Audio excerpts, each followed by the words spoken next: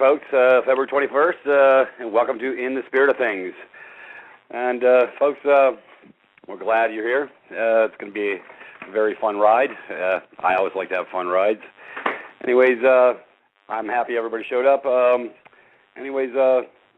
Everything is in flux. Everything's changing. Everything's moving forward. Folks, I'm really excited. A lot of changes on the horizon.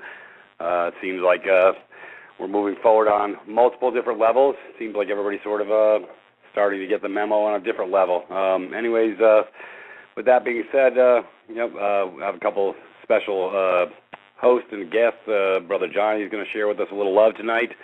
We're going to cover a little bit about slavery by consent. That's really a pretty deep subject, folks, because we give it up all the time because out of our beautiful programming in the system, the school system, so-called respect your authority figures stuff, people in uniforms, and I was in uniform for a little while, folks, so I know a little bit about uniforms. But we're going to move this train forward a little bit different tonight. I'm glad everybody's here.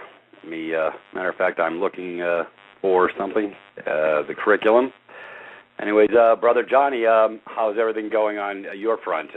Hey, I'd like you to integrate a little heads up for us tonight. Well, we're getting ready for our next hearing. We've got a next hearing on Wednesday, so we've been getting prepared for that, and we're learning. Let's just say that we're learning a lot of new information, and it is definitely slavery by consent.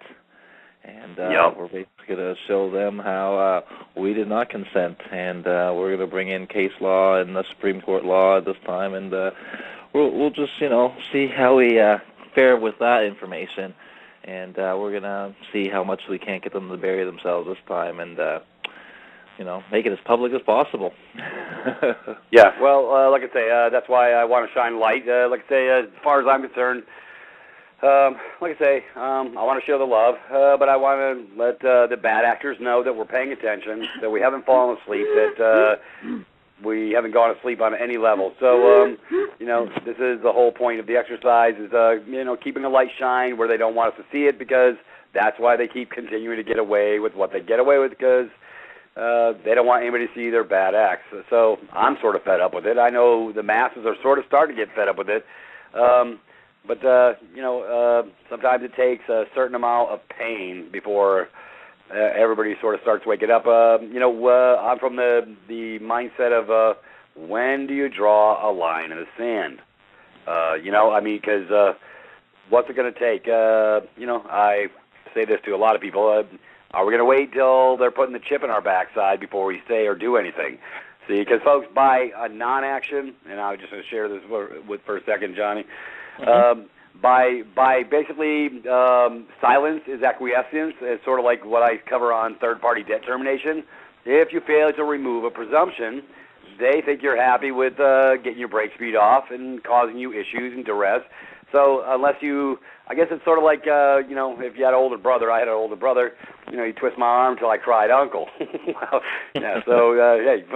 the pain becomes so great, I'm crying uncle, and now I'm going to move forward and remove that pain. So, anyways, this is what it's really come down to is we've gotten ourselves so busy in the world of things of the mundane, we've lost our focus. We've lost pretty much part of ourselves. We've literally removed our capacity to actually see things as they really are through the effective programming of the day-to-day mundane, i.e. punching a time clock, whatever you do, coming home, crawling into your cubicle, and not interacting with people of substance, not interacting with our brothers and sisters. We're just too damn tired. We're just too damn busy. So it takes effort to pull the rose-colored glasses off, folks. But, like I said, I've spent 25 years digging in. I already knew something was wrong way back when, but I didn't really start assessing the information and tying it all together to sort of clear my collective mindset. So on that, Brother Johnny's been paying attention for a long time. We talk about the vaccines. We talk about the polluted GMO, genetically modified food products, all these other issues. We talk about the chemical poisonings of our brothers and sisters under the guise of a lie called cancer. Folks, like I say, I'm not a doctor, but I was a doc with the Marines. And so, I knew to look beyond the pale. I knew there was natural alternatives to everything that they were presenting us. So I've always been outside the box. I've always looked through nutrition, alternatives, because anything that comes out of the ground is pretty much good, but anything, processed, homogenized, your milk products, most of our food products, and these, change up the physiology of the body and how the mind assesses information, how you move forward through your life. And like I say, it's not good to be in an acidic state, and we've covered this before, but it's really important. There's really, really simple little things everybody can do to change that, and that's why I've created that over at the site, because, folks, and that's all free. Like I say, if you haven't seen the cancer page, if you haven't seen the audios page on what I speak of, these are simple methodologies that they'd rather us not uncover, talk about, research, or dig into and find the proofs. So, like I say, I live in the land of proofs, so when I try and create a curriculum or education or bring forth information, like I say, it's not my word. I don't want anybody going off a hearsay. I want them to be knowledgeable. I want them to have understanding. So it takes a little bit of lifting on our part. But, folks, it's not a lot. So what I've done is I've gone into creative modality, bringing these things forward for everybody's perusal. So then you can find your truth. I know what my truth is, and that's my truth. So, like I say, I'm not going to force my will, my information's on your head. I'm just going to leave it open to your interpretation to basically peel the curtain back and see if it fits. And if it fits, then apply it. If it doesn't fit, then ignore it, throw it out. So everybody has free will, act and deeds. Everybody has the capacity to make decisions for themselves. The problem is they really don't want us to think outside the box, and they don't really want us to make decisions for ourselves because they'd be glad to make them for us. Folks, I did 10 years in the military. They like to make a lot of decisions for us. And pretty much you had to go with the flow. So otherwise, you'd be doing a little break time. But I still always push the envelope. I still always ask questions. I didn't die and go to sleep in my mind. I just knew, okay, that's the capacity how this thing operates. They've been doing this for hundreds of years, and I says, okay. However, it still, like I say, didn't shut down my thought process. It's like being in a compromising situation morally to yourself. You have, even in the military, you have the right to make the right decision for yourself. I'm not going to consent to doing something that conflicts with my soul, my heart, my mind. So, you know what, I will basically stand fast in the breach for that, not so much a belief system, but knowing what your conscience is your guide, folks. It tells you what's right and wrong. I mean, we have this internal barometer, this internal conscience. And so, folks, when somebody comes to me in a uniform and tells me I have to do something, it's no different than I look at them the same perspective as my neighbor telling me I got to clean my windows of my house. I'll tell my neighbor to go pack sand. Have a great day. You have no capacity to put your will on mine just because you don't like that my windows aren't clean. Anyways, if he don't like them, that they're not clean, he can do it. Yeah, he can go get a spray bottle and do it himself, as far as I'm concerned. But that's the point. Anyways, with that being said, well, Johnny, like I say, I want to, like I say, keep the light on what we're talking about with what's going on with your issues of the day, and we're going to keep this in a higher resolution of focus until you come out the other side, because I don't want nobody going to sleep on the other side of the fence, i.e. my bad actor brothers and sisters who keep doing nefarious acts under the guise of that they're doing something to help me. Well, folks, they're not helping you when they do bad acts. That's called control mechanisms. So how did we get here? How do we get down to all these control mechanisms? And how do we give over consent? And matter of fact, that's what I brought together a different slant, because I don't like to rant. I do rant sometimes, I know, but I brought Sister Michelle into the fray because she gives me a different perspective. She gives me clarity of thought to assess the information from a different perspective. But it still comes to the same perspective in the end because it's still applicable. Anyways, with that being said, I have a movie called Slavery by Consent. I thought Brother Michael posted it over in the curriculum page. It's not there yet. So, folks, I'm gonna get that. I'll get that posted within the next 24 hours. So, those that go to privatus.me, it's a really, really, really good movie. It's a real good idea to watch it. It's about 2 hours, but it will give you total clarity on how this nefarious acts of over time through propaganda, control mechanisms, other things that they've created have made us go into a consent mode. Whether we think we're consenting or not, it's by our actions and deeds or lack thereof that cause us this consent. So they think that you really don't want to make decisions for yourself, so they'll be glad to make them for you. So we're going to try and change this paradigm over the next few weeks as well. So I'm taking this on a different level to give everybody a little bit more clarity in their minds. And that's where it starts, folks. It starts all in our minds.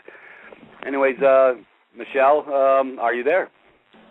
Yes, I'm here. Can you hear me? I can hear you now. Hi, Peter. Hi, John. Hey, how you doing, Michelle? Great to have you on the show. Good. How are you guys? Very good.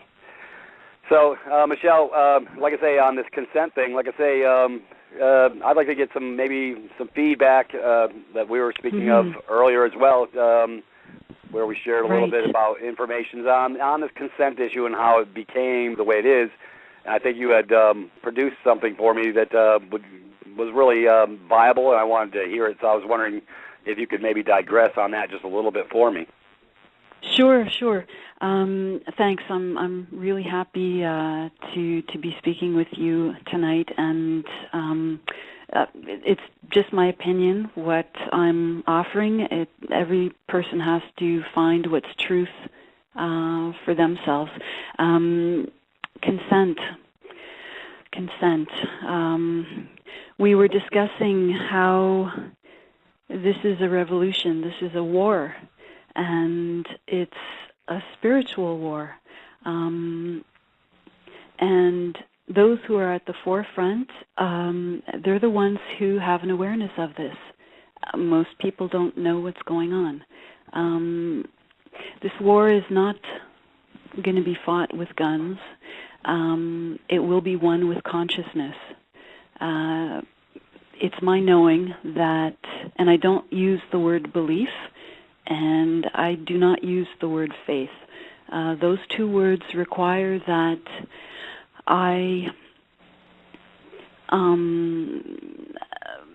put my energy in something that is outside of me. And belief requires that I step outside. Faith requires that I step outside. And I know that everything is within. For me, I must know something. All spiritual traditions emphasize the need to keep your attention in the present time. And it's my sense that so long as you're present, you're here, you're now, everything you need is present with you. And as soon as you project yourself back in time and you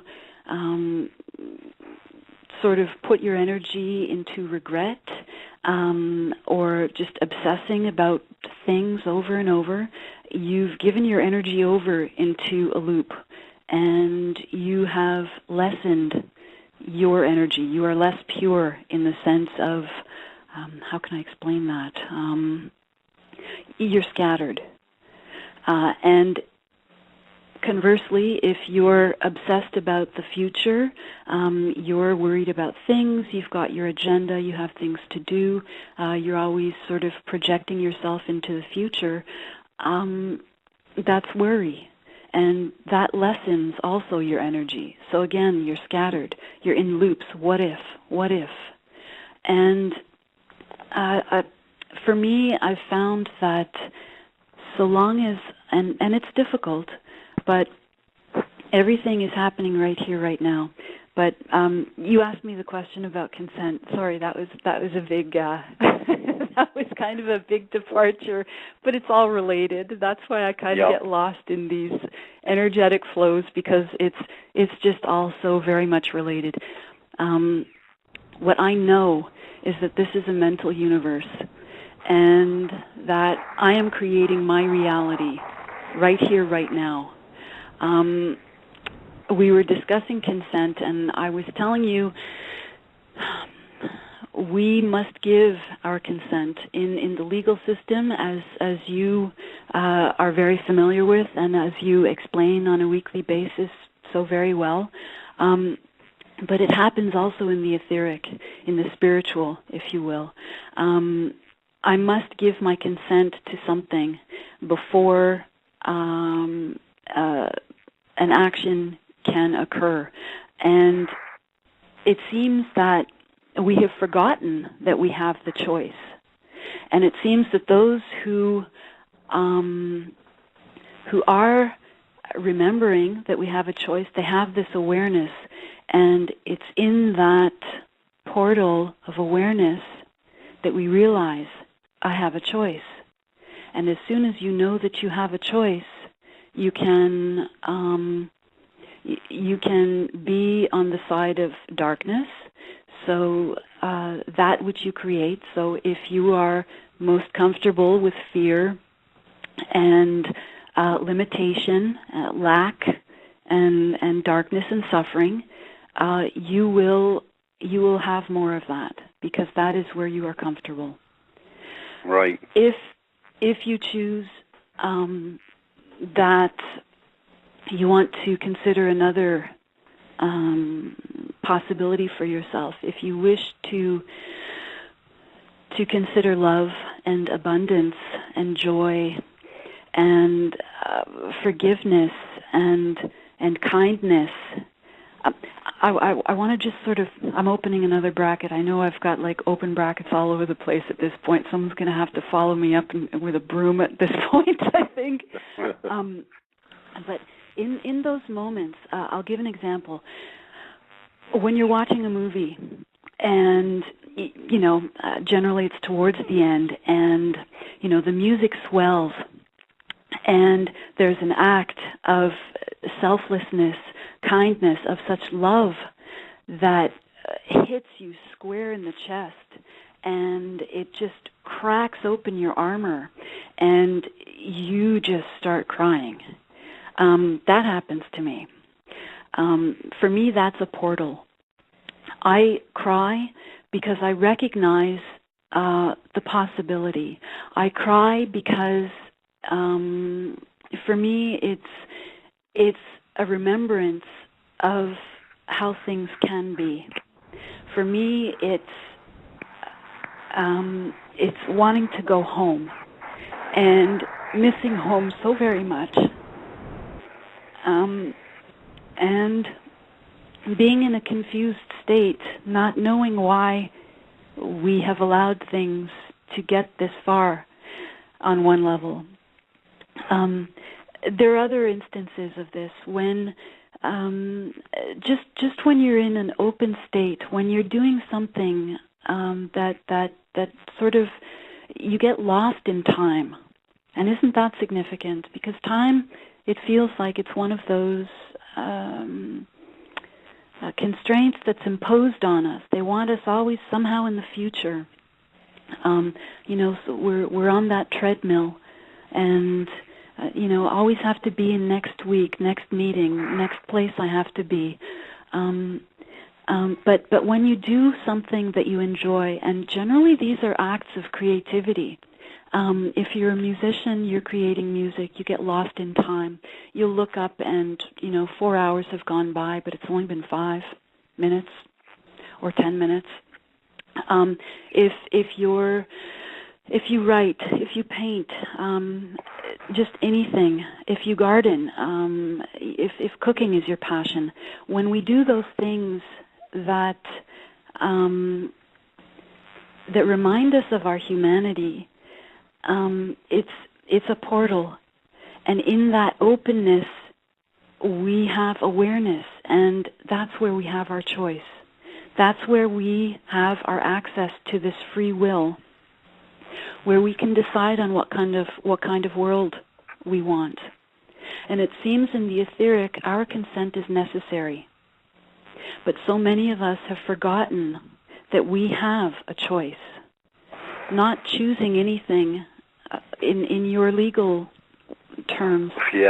Silence, right? Silence is acquiescence. If I have not voted, that is still a vote.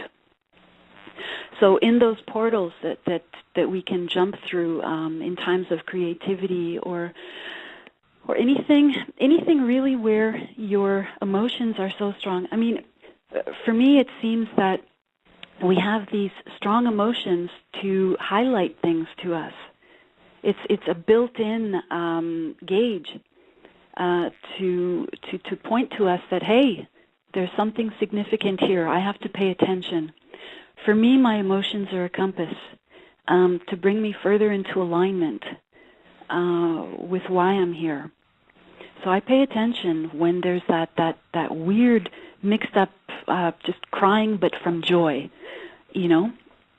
So that was a rather long-winded... No, well, that's fine. And, you know, like I say, this is where the mind has to get a little focused, folks. Because, like I say, these are probably a little bit deeper concepts, but they're not really deep. They are, but they're not. I guess that's a double play on the word. But, yeah, we've got to think outside of ourselves and tie all this stuff in. So when we, like I say, move forward on different levels, you know, when you ask for permission, ask for consent, you have relegated yourself to the back of the bus.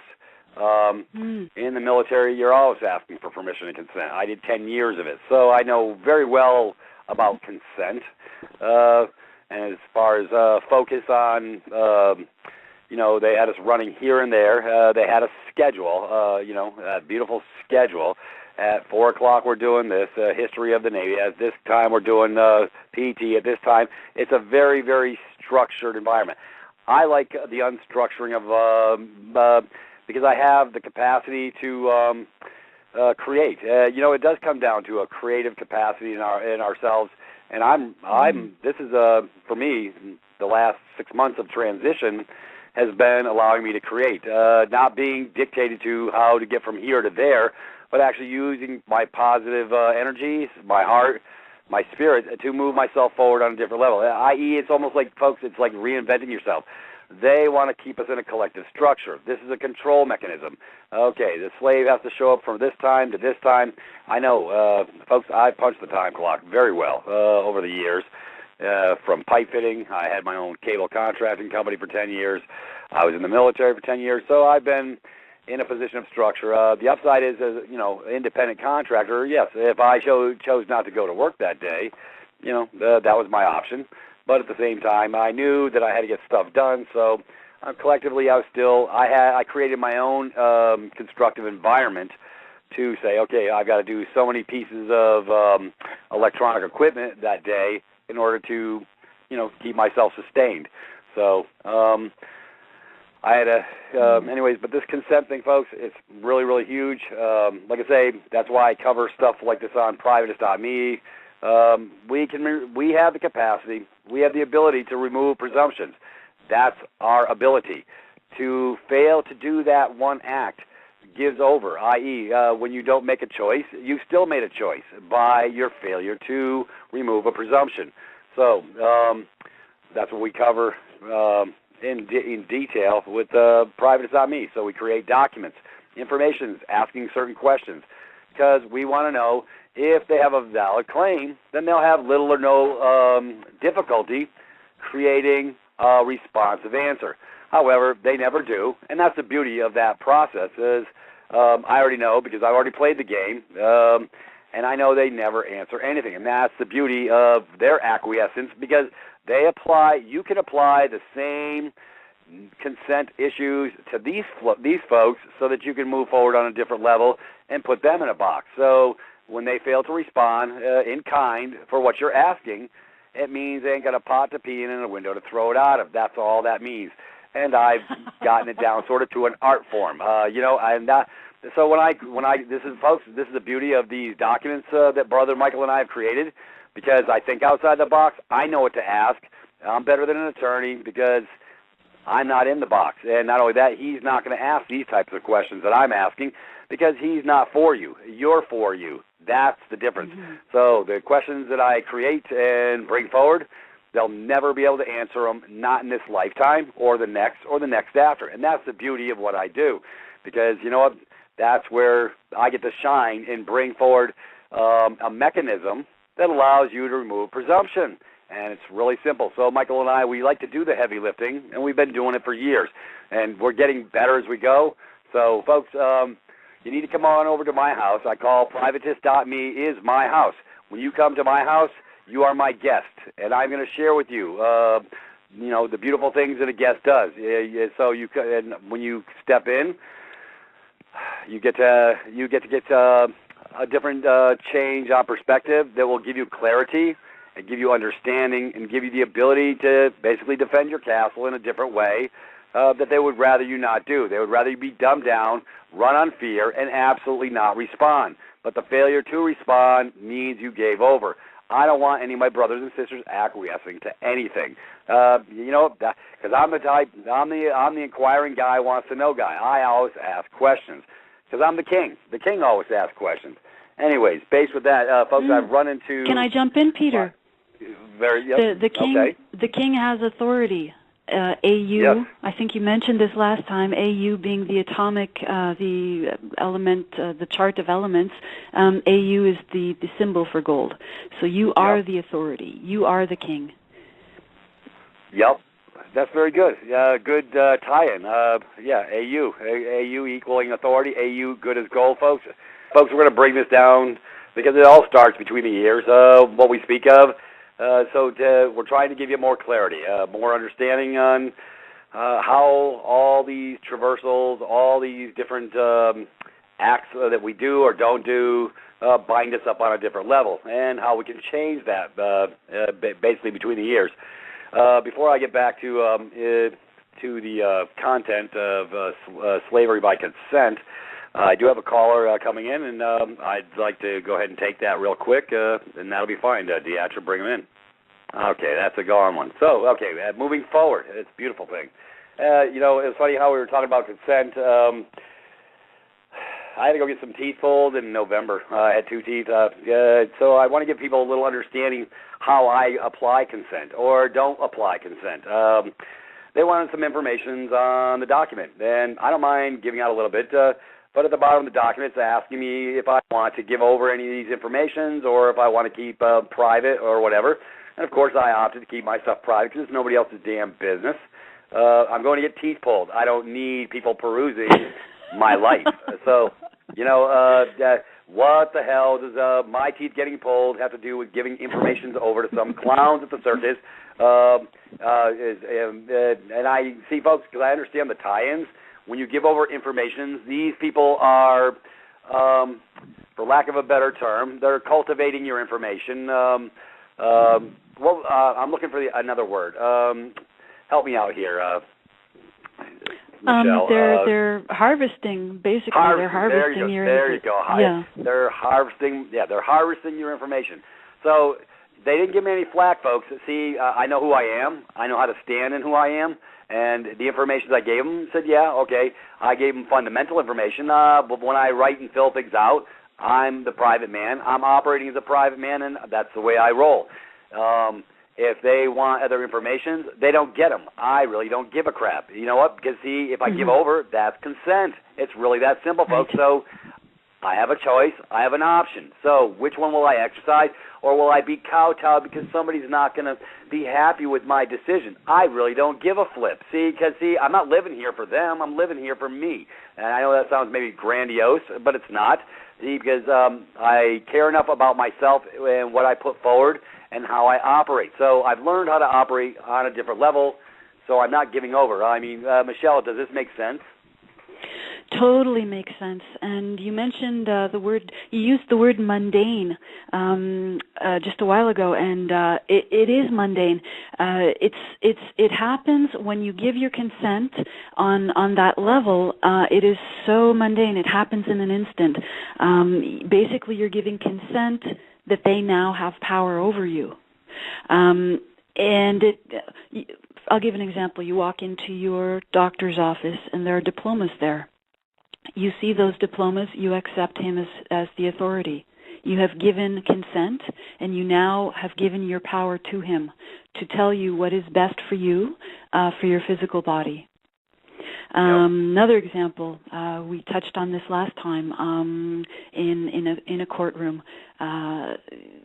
The judge walks into the room, and she will make eye contact with every single person there, because that is consent. This is etheric stuff. These things happen on levels that most people are not even aware of, and it's the agenda is in place. The agenda is in place to rub out our very humanity. Everything that makes us human is to be eradicated according to their agenda. And that's our creativity. That's our ability to love. That's our compassion. That's the joy that we experience. That's all those beautiful things. They don't want that. They don't want that around. And what they're doing is, and I don't like using those words they, because it's a duality.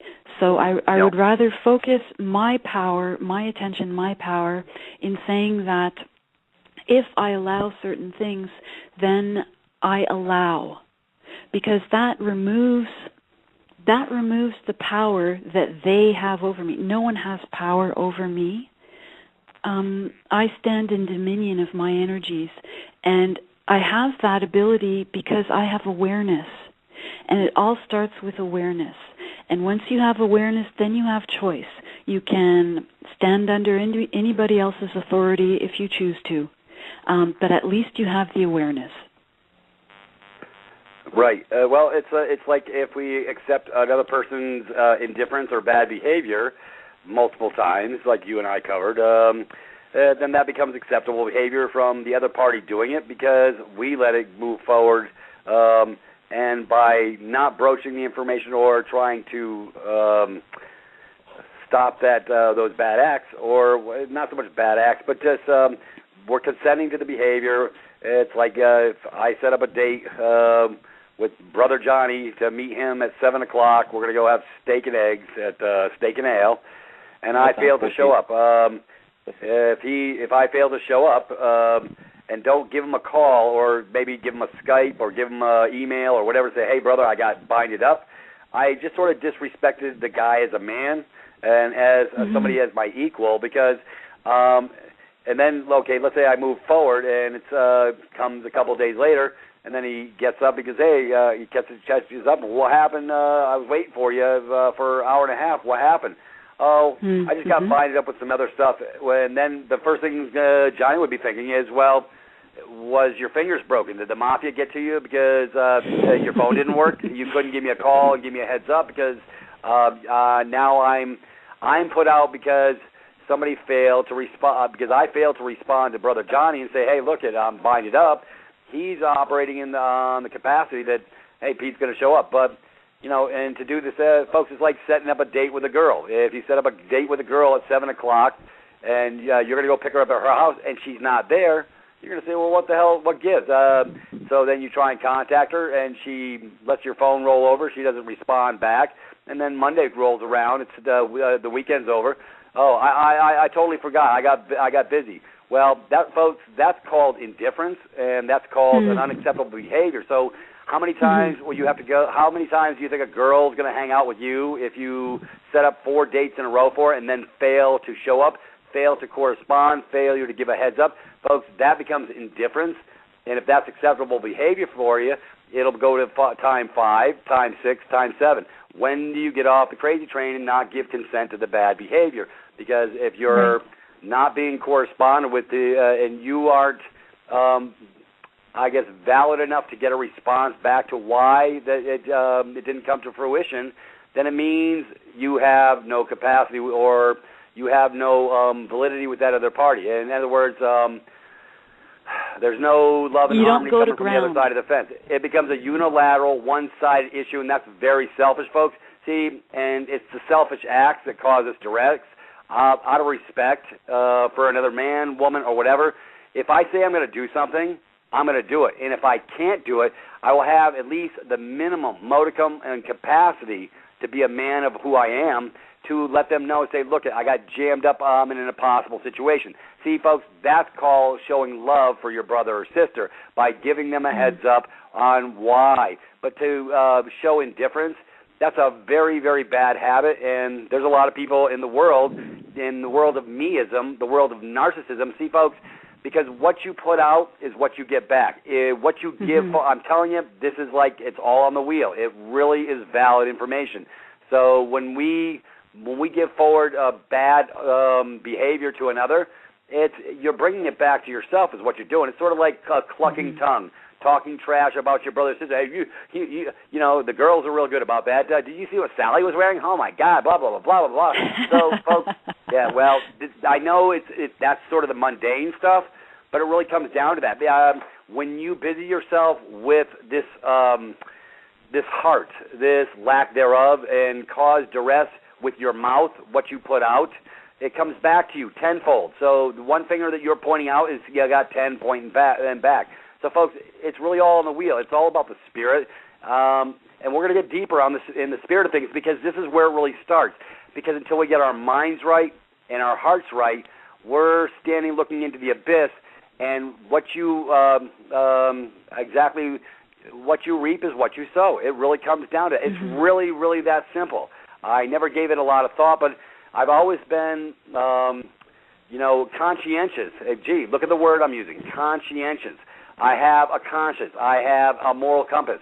I have this built-in guide, this barometer in my heart. And if it's not fitting right and it makes me feel not right by doing a bad act, or knowing I should, out of a position of responsibility, handle my business accordingly, correctly, you know what, then I act upon that. Because, but some people are so indifferent, they're so self-consumed, and this is what it will cause them duress for the rest of their lives. Indifference is a very, very bad trait, folks. I don't have any indifference. I show the love, and I care. It's like all the emails I get, folks. I get lots of emails. I respond to every one of them because that's my responsibility. I have a moral compass built in because I love my brothers and sisters enough. I will give them my time. I will give them my energy because that's what I do. And when I do that, you know what, folks? It comes back good on so many different levels because I'm putting forth this energy, and it's about your energy. It's about giving. That's, I guess, for lack of a better term, it's called love. I care enough to give a response because it's another viable human being, a man or a woman having a human experience, and I love them enough because if they took the energy enough to click on a button and send me an email, I'm going to give them a response. That's because I love them, and that's because I respect them, because they took in. So it's called the law of reciprocity. For lack of a better term, I love the law of reciprocity. So what you give out, you get back, and so it's all on the wheel, and it really works like that. Am I sort of hitting the right vein here, Michelle, or am I out there? Well, I know you're out there, but that's why I really see things. I don't know. That's why I feel a kinship with you, Peter, because you're out there and I'm out there, and we have these parallels. You with your legal stuff, and me with my sort of spiritual point of view. No, what you're saying makes a lot of sense, and it just seems that that will be the way things are. And it's not my place to have it. How can I explain this? It has to do with control. It has to do with a desired outcome. So long as I can hold the open question. In other words, if I can just hold an open question, not have a predetermined view of how things are going to happen, then I know I don't have attachment to that stuff, and I know that things will unfold as they will.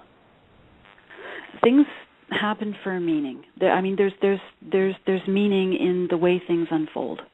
And people have they're at different levels of awareness, and I wonder if it's said there are between 6 and 7, is it billion of us on this planet? I wonder if there are between 6 and 7 billion different paths back home. So I wonder if that person who didn't have it in them to respond to you,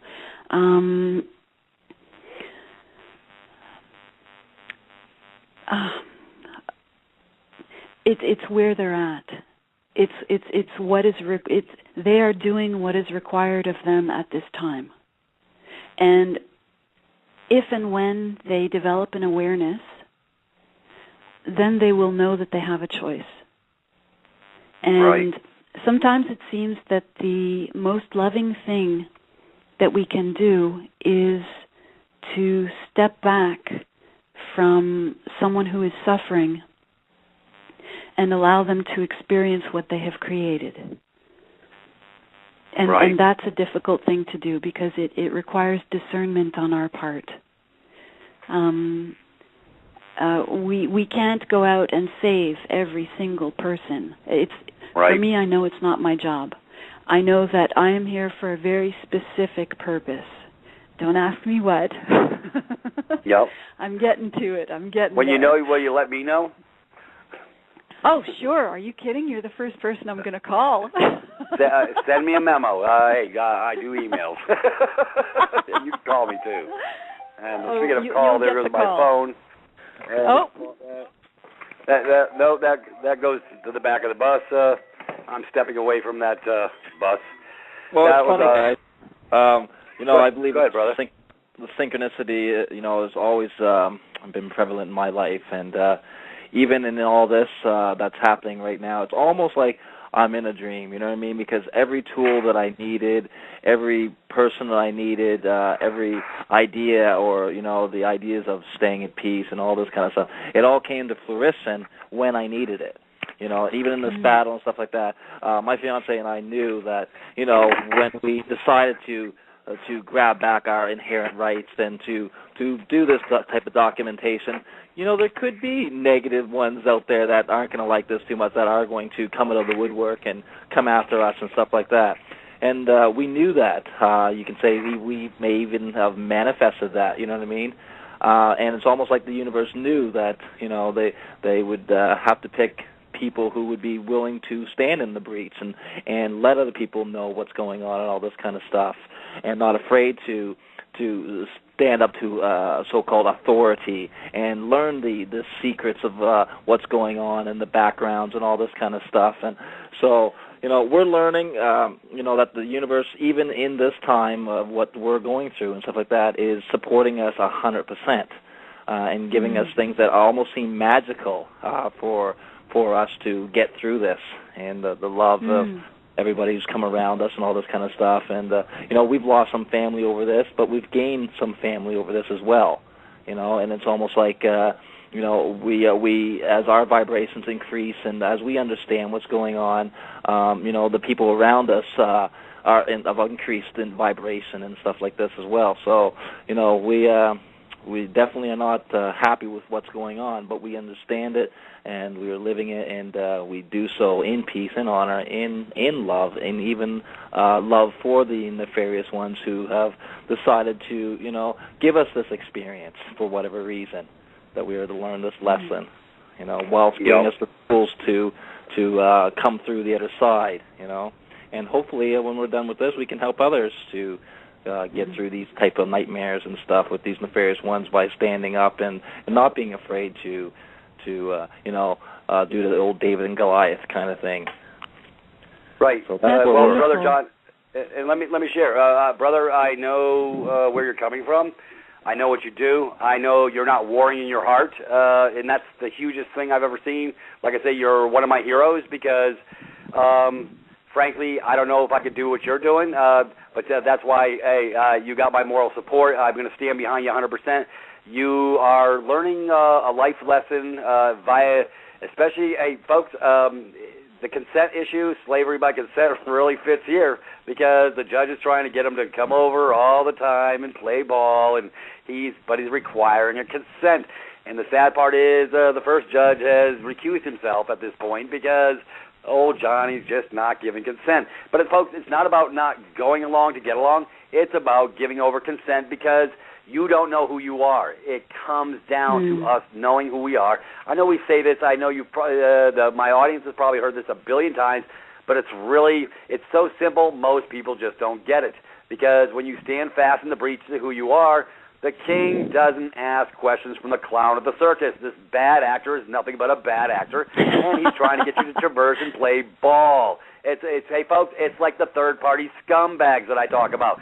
The original creditor got paid, and then it gets farmed out to this clown at the circus called a third-party scumbag, and that's what they are, folks. I'm going to put them in a box because this is how much I have the same disdain, the same indifference, and the same contempt for a robber coming through my front door and stealing out of my friggin' pants pocket my gold. You see, you do that, I'm going to beat your brakes off. So I'm going to show them the same beautiful respect they're showing me, but I'm going to do it in a nice way. I'm doing it with love. When we created these documents, hey, folks, I'm going to ask you, you're going to have to bring the damn kitchen sink, everything that goes with it, and then I'll be glad to, because, folks, it's called a counteroffer, and I don't accept crap from clowns in the circus. Matter of fact, I don't even accept the sorry crap they deliver to my mailbox because I always return it back on deliverables address because it's a form of consent the minute you open it up. So, anyways, so much for that. I'm getting excited. I forgot to take my medication. Oh, my goodness. Don't even get me started, folks. But this is the beauty of explaining the consent thing. This really fits. Michelle, I mean, there's so many little nuances to this consent thing, and we know because we've been so dumbed down and deconditioned or recommissioned or propagandized, we actually believe the bull crap they're sending us to the mail actually has some sort of validity. It only has validity if you give it the power. Exactly, and they require for us to give them the power. They require for us to give the consent. Otherwise, it falls flat. It's no go. It just seems like it's this law of the universe somehow that I must consent. I must give my consent. And, it happens on such a mundane level, but it's everywhere. Everywhere. Your Super Bowl, for example, with during halftime with the singers and the dancers, and there was a singer who put her hands together in a triangle, like a pyramid, and just floating that symbol. And you have, I don't know how many people watched that. Is it millions or is it billions? It's a lot. It's a lot of people. And they just watch this. Just by putting your energy of focus on that, you have given consent to this Illuminati symbol. The darkness operates on the level of symbols. And this is a language that I sense that we have forgotten, mostly forgotten. But a symbol is so energetically loaded. And for us to put our attention, that is our focus, that is our energy, therefore our power, on those symbols, they have gained consent. And they feed off, it's a feeding off of our power. I wonder if that's why the archetype of vampire is just so preponderant. It's everywhere. You've got the vampire movies, the vampire TV shows. It's all over the place. By consent, okay, they are operating within the laws. The law seems to be that they must show us what they wish to do to us, what they are doing to us, and we must give consent. So by showing us, so when I watch this movie or if I read one of these books And the archetype is right there, vampire, psychic vampire, sucking of my energy. And I read it, and it's considered fluff and mindless entertainment. No. This, again, we come back to the word mundane. It all happens in the flick of an instant, in a moment, and you have given consent. You accept it. Yep. And where you put your focus, that is your vote. It's just so very mundane. It is a mental universe. Everything seems, again, this is my opinion. I don't ask anybody to take what I say, to believe in it. I hate that word. Or to have faith in what I'm saying. Belief is not part of the new paradigm. It's not based on belief or faith. It's based on knowing. And those of us who are waking up are coming into our knowing. And you'll recognize that by, like what John was mentioning, the synchronicities. When those synchronicities start happening, the right person comes to you, you get the right information right when you need it, you are on track. You're on track. Again, it's my opinion. It's not a debate. You know what I mean? It's almost magic. It comes out of everywhere. It is magic. Right. It is magic. It really is. And that's a very important word, because we are magicians. Yep. And we have been made to forget that. Folks, I'm really getting excited now. I didn't, I really haven't dug into the consent topic, but you know what? I know we're going to move forward on this one, because this is, we're going to create different ways of you not to consent. Like Brother Johnny, when I invited him on the show tonight, he gave over his consent to come on the show. But it's the consent to come on the show and talk. It wasn't the consent to come on the show and do a whole bunch of heavy lifting and taking abuse, or if somebody's beating his brakes off, whatever. He didn't consent to that part of it, but he did step into the room. So, but he knows from past experience, by consenting to Peter, it's a good thing. It's not going to cause him deleterious effects. See, that's the difference, folks. When you consent with clowns of the circus, it's going to cause you deleterious effects. So, as a matter of fact, folks, like I say, I'm going to blow my horn a little bit on privatist.me. If you want to learn how not to consent, come on over to my house. I'll teach you. That's the beauty. The icons, or the HTTP privatist.me, you can literally just drag and paste, copy paste it, put it in the browser bar. Come into the free portals. You're going to learn a whole bunch of stuff that will teach you about not consenting. Folks, it's like Michelle was speaking about the doctor's office. They have all those plaques on the walls so that you can give over consent because, he's got a sheepskin. Whoopee whoop. Hey, folks, I'm my own best doctor. I know how to heal Peter. Been doing it for 53 years, and I'm not going to change up my status now. I don't need permission or consent from some clown of the circus to tell me how to take care of my body.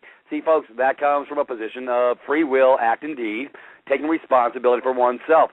I don't need information from people who aren't basically going to have a positive effect. See, folks, when I consent to people like that, by giving that consent, whatever they do to me, I did by consent. I gave over. So I lost my control. But it's not really about control, folks. It's about maybe it is about control. Matter of fact, that's what it is. Anyways, I got excited because Brother Johnny's not consenting to the clowns at the circus, and they know they need his consent. When you don't consent in their courts, they things really get weird. Let me tell you. We had this new judge, Judge Raymond T. French, and when he couldn't get us to sit down, when he couldn't get us to cross the bar, when he couldn't get us to approach the bench, his whole attitude and demeanor changed. You know what I mean? It was like I say, it was a lot of stuttering and a lot of what do I do now? You're pissed off because you weren't consenting. Damn, go figure. Yeah, like who is this guy? I was like, you know what I mean? What's that John, getting you into that left before? John, you see what happened, right? You had him lose dominion of his energies. Exactly. You had power. You have power. Exactly. So I just had so much that's what power. happens. I didn't know how to wield it completely correctly. But I think we're gonna be a much better swordsmith this time. We go in. Right, Pens folks. and papers. Yeah, and it comes down to not warring, folks. But see, that's called staying in honor. These people, they want to get you in dishonor at every turn. That's the objective of the game. And it is a game, folks. It's a game of the mind. It's master manipulation. You have some bitch with a black dress on, for lack of a better term, thinking he's going to get you to traverse it. I know. Well, that's what he looks like with that dress on. Yeah, what the hell? I'm going to call it the way I see it. He's got that black dress on. I mean, folks, that doesn't tell you that it's ecclesiastical law. That doesn't tell you it's just the great magicians that think they're going to create their magic upon you. Why do you think this? It's all in a bar. It's all in a box. They want to remove you from the page. This is how they do this stuff.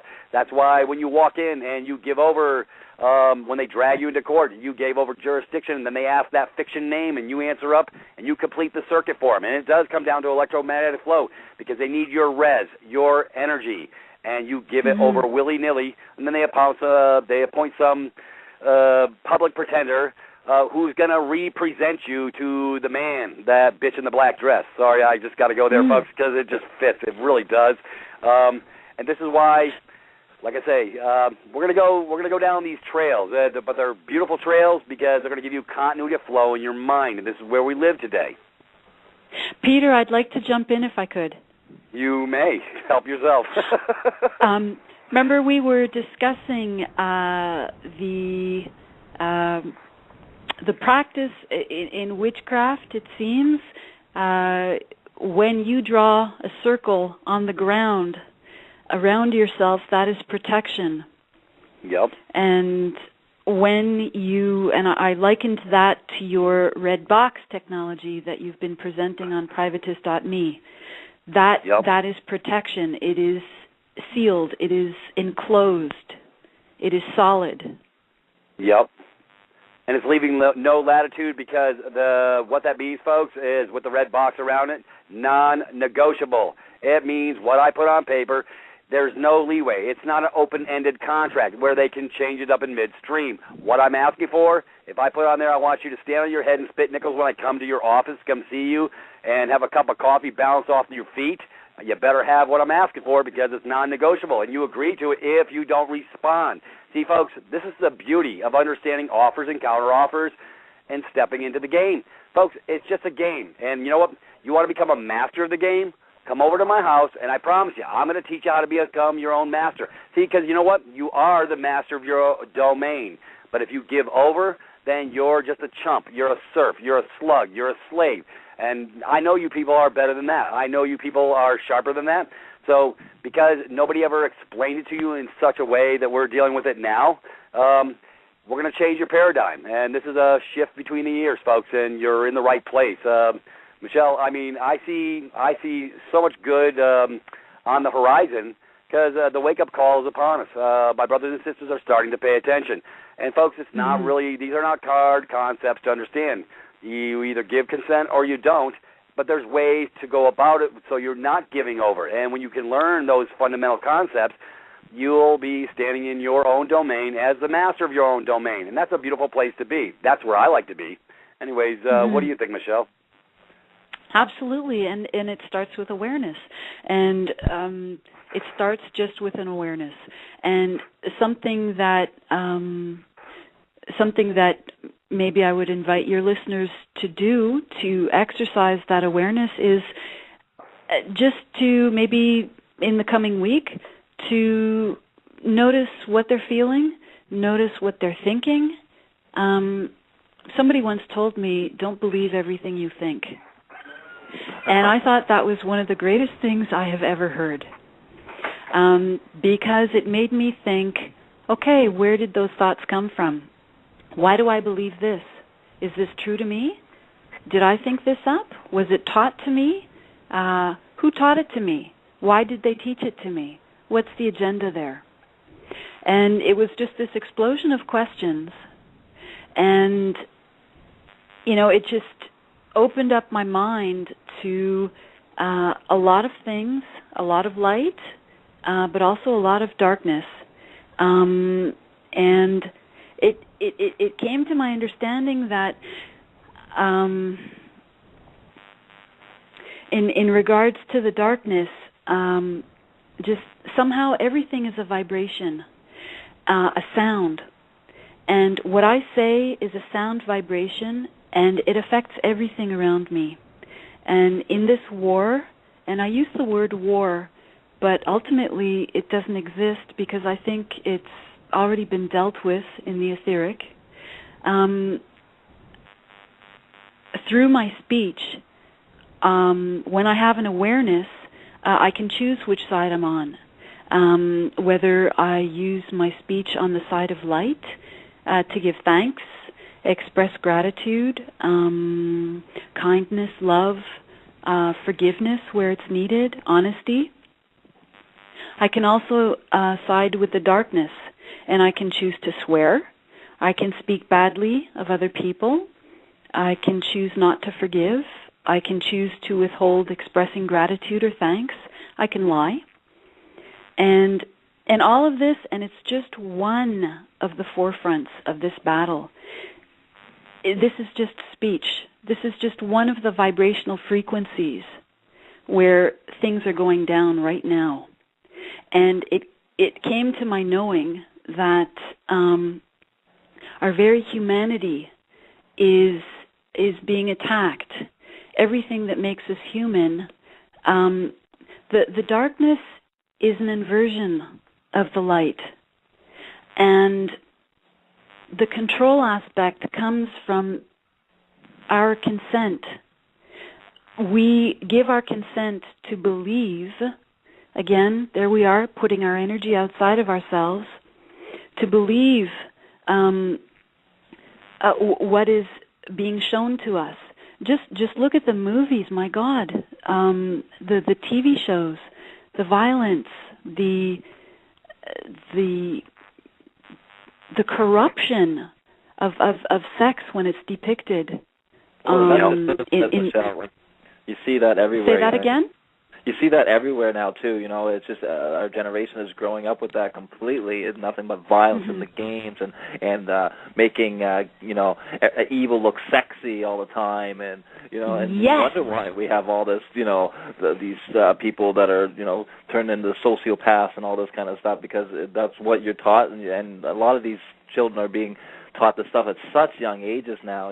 With these parents who have the TV babysitter and all this kind of stuff, and exactly, and we lived a life where we chose not to when we moved out country and stuff like that. We didn't raise our children on TV, and we didn't raise, they had their movies and stuff like that, but we didn't, let them sit there. We let them have an imagination and, play games with each other and communicate and discuss and, use their mind instead of just turning into that zombie look you see on children when they sit there with their games, half drooling out the side of their mouth and stuff like that, playing for hours and hours and hours, exactly. Also, like with this texting now, this is a new big thing, texting. And people don't realize how limited this is, slowing down the human mind to you know what I mean? To no dialogue whatsoever anymore, down to symbols and it's just. Let me interject for a second. That's the key. Okay, no interpersonal communication skills. It's digits. Exactly. It's little QE things. Separation. I don't text, folks. Yeah, I don't text. Yeah, I Skype. But, hey, for the most part, I have functional interaction with my brothers and sisters all day long, and it stimulates the mind. I have to go to a place in my emotional state. I have to process information. That's what brings me a step above the rest, because I'm taking myself out of a false paradigm, i.e., where I think I have functionality, where I have to literally deal with my mind and think thoughts and put them out, words on paper, put informations out, and go into the effective capacities of my mind to actually bring thoughts forward. That takes energy, folks. That takes a whole different type of energy than texting, BFF and all this other BS. Okay, so anyways, folks, it really, let me tell you something. Okay, when I was a kid growing up, we made things. We built things. Pinewood Derby, we would build these little cars. We would effectively, like my brothers and my friends on the street, we would build tree forts. We would be out in the open air. We would be doing functional things, interactive skills, playing well with others, playing football, doing this, doing activities that require interpersonal skills. Folks, it's come down to where nobody has interpersonal skills. They have no effective communication skills or modalities. You go to a fast food place and it's they've been dumbed down to a grunt, just about. I see what I see. Go ahead. I watched that happen too. I came from the generation. I'm 36 now, right? And I came from the generation where, I was the kid out there, making tree forts and stuff like that, and out playing with my friends and stuff. And then Atari came out. And right. I remember seeing, I remember seeing, like, you get the people maybe in the house, they just started, and then the Sega system came out, and not that that's wrong or anything else, but you can just see how over the years it got more and more and more until you get to the point where people are just communicating through multiplayer now through their game systems. You know what I mean? There is no more going outside playing. There is no more interacting with everybody else around. There's no more of the community kids getting together in the yard and stuff like that. It's all just sitting back, eating processed foods, and zombifying out, right? So this right. is what we need to stop. Well, it's Can like I jump in? Now. Go ahead. Huh? Oh, thanks, Go Peter. ahead. It just seems that the agenda, and we can't. I don't think we can know everything that's going on, but it just seems like the agenda is for us to put our energy into everything but the inverted form of it. Exactly. To celebrate there's this cult of death. People walking around in black with skulls and tattoos and every second. What is up with that? And what is up with that? I celebrate life. I'm here for life. That is what is beautiful and sacred to me. And it just seems that the agenda is about separating myself from myself. In other words, it would seem that they want for me to not even know who I am. The second point is to separate us from others and to separate us from this very planet that sustains us. That's the agenda. And to get our consent, and I don't know where it's going. I don't think I have to know what the ultimate agenda is and why and all those questions. But I do have knowing of what is afoot, and it seems that part of the agenda is just the various assaults on us, on destroying our humanity. We're getting that through the EMF. My very DNA is being attacked on a level where it has been proven by scientists that the cell phone towers and all the various high-tech communication, exactly, the smart meters are there. They're there to unzip my DNA. My DNA is sacred. In my DNA, I have my past, my present, my future, of everything that was, is, and will be, and every single person on this planet also has that. And the agenda to corrupt our very DNA, that is our humanity. But the good there's good news in all of this. We're getting the call.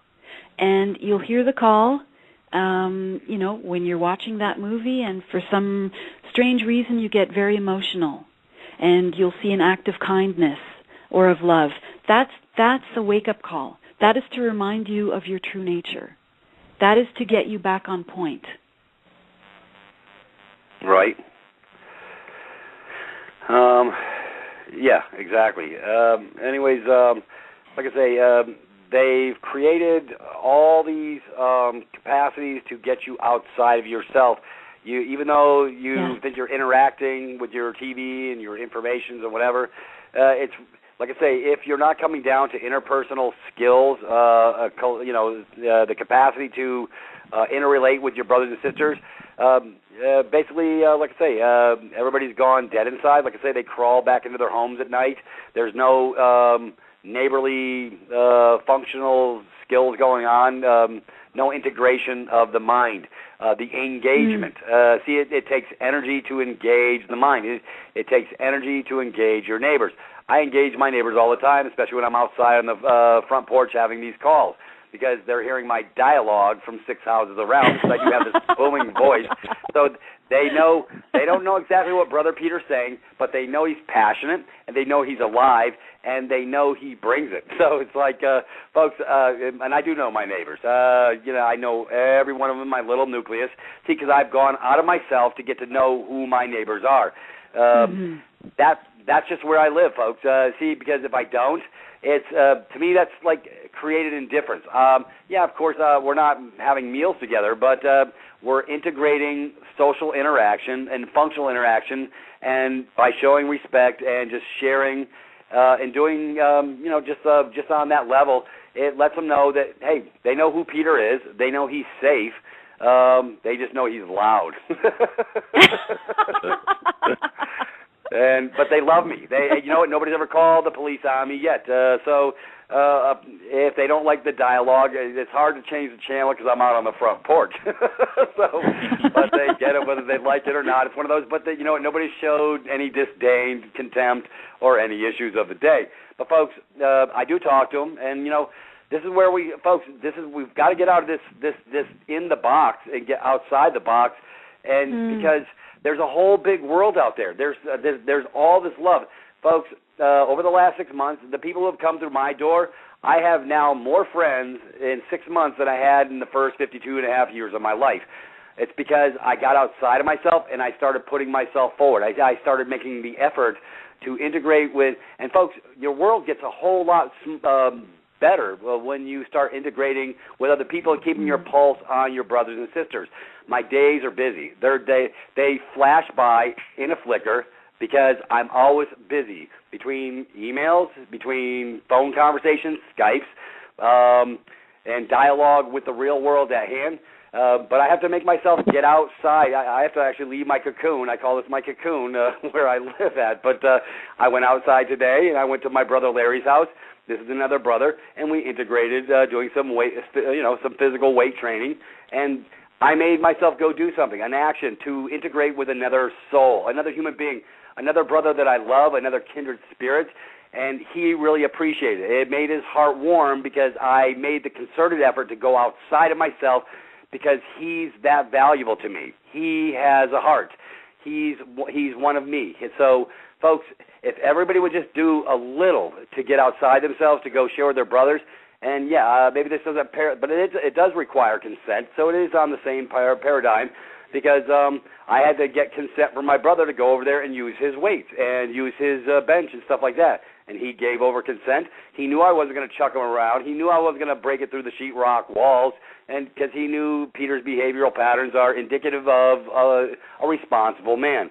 So he knows me. So, folks, it does always come back down to consent. Every action we do, everything we do in interaction is a consent or non-consent type situation.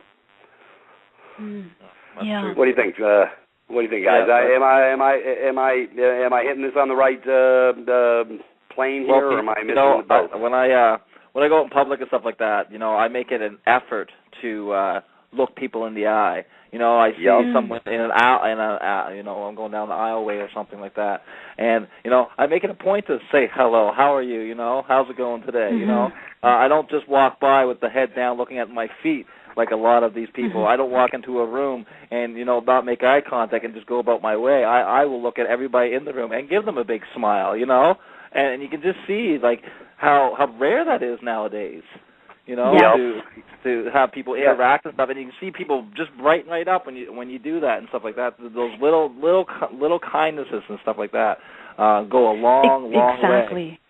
Yep. Exactly. You're relating, you're showing people their humanity because they're so used to being drones, so that when you actually do bring the hello, the please, the thank you, how are you doing before you launch into the business that you're there for, my God, these people, they will go that extra mile to help you out with what it is that you're there for. And I experienced this in my life too. I'd invite your listeners to do an experiment. There you go. Maybe for half a day or for a full day, just be in the present and if it takes some uplifting music or maybe some meditation or something like that to get them into a Did you state. say medication? No. I thought I heard medication in there somewhere. I said, hey, all right.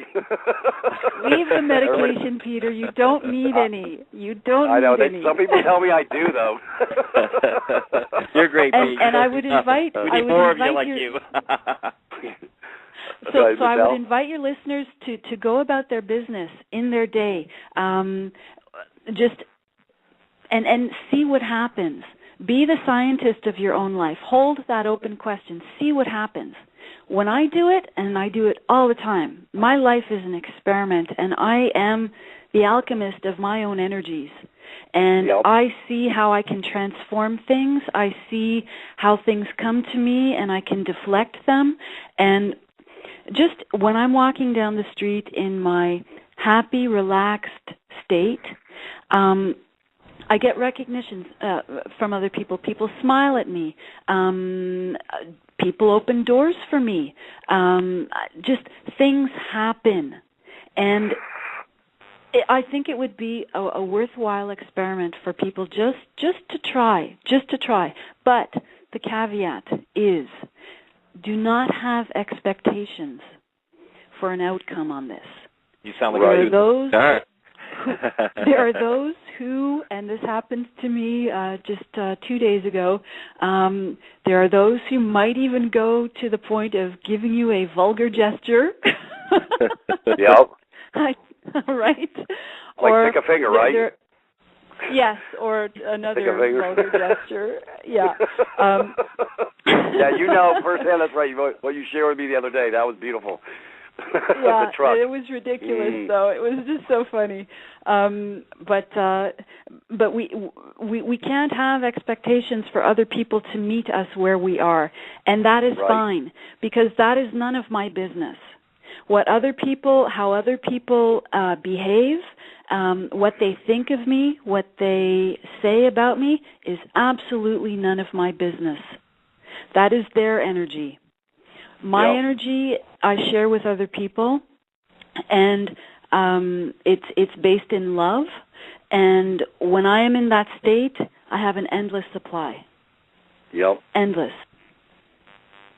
What do you think, Peter? I think you're because expectations. What do they say? Make the plans, don't plan the outcome. You can just go. Folks. This really is and I do it all the time. When I go to the store and stuff like that, I'm bubbly. I'm a nice guy. I'm like, I'm bringing the love. And they're just saying, either that guy's really well medicated or, because they're not used to people showing the love. You see, this is what I'm proving this. This is not theory, folks. This is not empty diatribe. This is valid. When I went to get my teeth pulled out from the dentist, when I had to first show up for the first time, I had an infection. And I got to meet the doctor or whatever, and I integrated social graces like, hey, we're not used to people integrating social graces because most people just keep to themselves. I'm the social butterfly. I want to show some love. I want them to remember me because my heart's right. And when I walk in, it's like the doctor that I bantered with. She was like 5'2", blonde, cute little thing. And she was wanting to look at my mouth. I said, well, hey, if you're going to crawl on my chest, it's over. I said, I think I can't go there. I said, and I had her laughing her butt off because, see, folks, I love to interject humor in the scenario.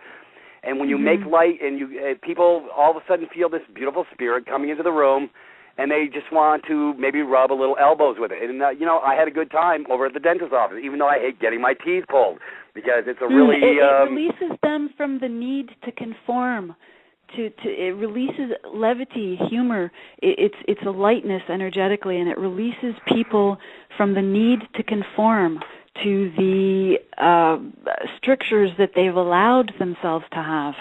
Right, because they're all binded up. I can break the ice in any room, folks. You send Brother Peter in, and I can break the ice. Give me a couple Coronas, and I can really break the ice. You got to have a sense of humor, folks, because I'll bring it. I'll bring it with both barrels. Because you know what, folks? Because when your heart's right, the people are getting your pulse. They're finding out who you are, and they want to know more. They want, like I say, I get gravitational pull when I go places because I want to share. I want the experience to be a different experience, a nice experience. It doesn't fit in the box. I'm going to take you outside the box. Come and play with Peter because we're going to have a good time, and we're going to take it outside the box where you'll remember the experience. And see, that's what life is all about, folks, is lots of experiences, and we tie them all in, but you can't get an experience if you crawl back into your cubbyhole every night and go turn on the idiot box and you listen to the propaganda machine that's filling your head with bullshit. Anyways, I don't even watch the propaganda machine, folks. I just don't. I have too much energy, positive energy I have to get out. I don't need the negative lies, because I can watch it in 5 minutes and see what lies they're telling me today, and I'm just cussing at the damn TV. If I had a hand grenade, I would blow it up.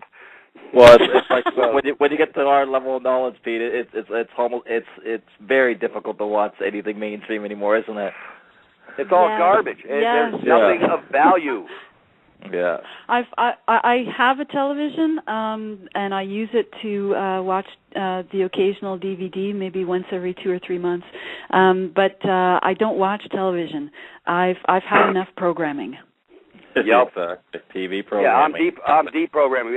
Since I've got my, I do watch the Idiot Box because I'm the comedy guy. I got to go decompress, and because I do get serious, I dig in. I'm dealing with things of substance, things that are serious, and so in order to make levity, to give my heart lightness, I'll actually watch something that I love. Frasier. I love Big Bang Theory. I like comedy. Comedy allows me to divest the negative energy or the seriousness, because life's too damn short to be damn serious all the time, folks. I know I come off very serious, but folks, you haven't seen my comedy side yet. It's like there. It really is. It's like any tool in this world, Pete. It can be used for good or evil. And that's the thing. It's just with the TV and stuff like that. Yeah, it's very easy to get caught up and not watch 1 or 2 shows here and there, and just sit there your whole life away. 12 hours a day, 8 hours a day. Just what I mean. And I've seen that so much. Just get home, put the feet up, put the TV dinner on, and throw the tube on, and just drool at the side of your mouth, like I say, Right, and have you noticed if you are watching television and you don't like what you're watching, you don't even have the energy sometimes to change the channel or just to turn it off and walk away? Well, there's a reason for that. There's actually, especially these new high-def TVs and stuff like that, they're actually putting out frequencies of a hypnotic state. Exactly. To keep you in that state of receptivity, because you must conform. You are free to do as we tell you. You must consume. Buy this, do that. By the way, this complete inversion of a beautiful sacred act of lovemaking. No, this is what you must believe. It is a complete bastardization of this sacred act, and it is 2 bodies coming together in a furtive way of complete debasement. And so many other concepts. That's just a basic concept, but I see it everywhere now. And it's in our face, to the point where comedy, it's not comedy. That's been co-opted also. I watched a movie just a short time ago, and it was recommended to me, and I was absolutely disgusted at what was meant to be humor. It just, and I'm sure if I had been in the theater, there would have been, a whole bunch of people laughing, and that's what's scary, that people are so completely unaware of how their focus is being harnessed, and literally harnessed. You know, like Well, a horse has a harness. That first step of taboo topics is to bring it into comedy, and the next thing you know, it's mainstream topics. You know what I mean? Isn't that some of the most hateful things have been brought out through comedy? You know, and then next thing you know, it's accepted everywhere because we laughed at it. You know, and I definitely can see the seriousness of that as well. Yeah. That's a great point, John, because you laughed at it, you agree with it. You have given consent. Consent. It's been a great show. We're covering something of substance for a change. We always try and cover substance, but for those who haven't noticed, we have Michelle here. Folks, I didn't really want to carry the show for 2 hours and let you hear me blather on for 2 hours, so I brought in an equalizing force to neutralize my gruff exterior, because it is can be a little gruff. And Michelle brings this sweetness and the love on a different level. So I said, you know what, I need somebody to integrate with me. And Michelle has stepped up to the task, and it's the greatest thing. So, folks, welcome her with open arms, because she's here to stay as far as I'm concerned. And she helps give me continuity of flow. It's a beautiful thing. And Michelle, I thank you. And Johnny, I thank you, too. And Brother Johnny will be keeping coming forward until we resolve his issue, because I just want to make sure the folks on the other side make sure we're paying attention. Anyways, with that being said... hey, Pete, when we get this issue resolved, we're just getting started. Yes. Yeah, you're right. Yeah. Okay, yeah. I brought the accelerant and the Seal TNT and a blowtorch for a match. It's all beautiful. We don't want to go nuclear, but at the same time, we want to blow up everybody's minds to wake up and open up, and we're here to give you some continuity of flow, folks. So Michelle brings her perspective to me so that we can get some continuity of flow, and because I need a little help sometimes. Anyways, folks, I'm going to get that posted on the slavery slavery by consent. I've already posted to Brother Mike because it's going to be posted in the curriculum page. Should be up by tomorrow. Folks, it's 2 hours. I know it's long, but there's no writing. Take the time to watch this, because it will really expand how all this came about. It's really been, it's accelerated now, but it was very, very subdued. It's sort of like how do you cook a lobster type thing from the early in the 50s, 60s, 70s, and then it's gotten gravitational pull and moved in an accelerated capacity at this point in time, where, like I say, they give you a ticket for running your car in your driveway over in Colorado. It's called motoring, under the guise of, I don't even know what the hell that means. You go out to start your car in the winter, and you go back in to get your cup of coffee, and some revenue generation agent comes to your house, sees your house or your car running in your driveway, and he's going to give you a $300 ticket. When I heard of that back in 2005, when I was out in Colorado doing a pipe fitting gig, I was like blown away when these guys told me, yeah, they'll give you a ticket. And even when we were staying in the hotels and stuff like that, if you go out and start your car and go in to get your cup of coffee, and they'll come by and they'll put a ticket on there for $300. And it's no worse than the dadgum garden scam. People registering their garden. Folks, you don't have to register your gardens with the clowns at the circus, because all that is, it's a control mechanism so they can come back and say, your tomatoes just aren't looking right, or you had too many this year, and we need 20% off what you took out of the marketplace for growing all those tomatoes in your backyard, so we're going to assess you. That, folks, that's called giving over. That's consent. When you sign up and register with crap, it's consent. When you get it's folks. Get a Walmart card. Give over your gun. I mean, give me a break. Say it's tricks is for kids hours, folks. Wake up. It's really, really, and they got more tricks up their sleeves and cars got pills. We got Agenda 21 going right on here in Podunk, where I live, on the land. And the gentleman I read from, he's a pastor, and he's telling me about I says, dude, I was telling people this 5 years ago. Nobody was paying attention. Folks, if you don't know what agenda, I don't even want to get into Agenda 21. I know what it is, but look it up on your computer, and it's the condensation of an area in a control mechanism where they can make dictates for everybody in the town, sort of like when you go to a subdivision or whatever, and they have all these stupid rules. It's just more collective rules. Well, now they want to do it for the whole damn town or the guys of Agenda 21. So, gee, your house is just a little too bright white. You're going to have to put some of this shit on it. I mean, folks, when do you draw a line in the sand and quit giving consent? So, hey, folks, I'm the good guy. I love pissing in people's cornflakes because I can. Because I'm going to ask questions. I'm going to ask questions until you give me some dadgum answers. Who died and made you king? I want to show you love, but like I say, it's like no different than my neighbor telling me I got to wash my windows. Kiss my rosy red butt. I'm not washing who died and left you king to put a dictate out for me.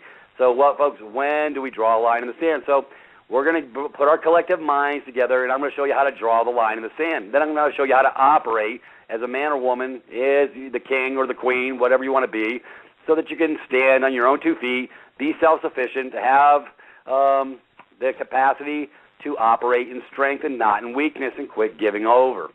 Anyways, Michelle, I'm ranting. A Go little. figure.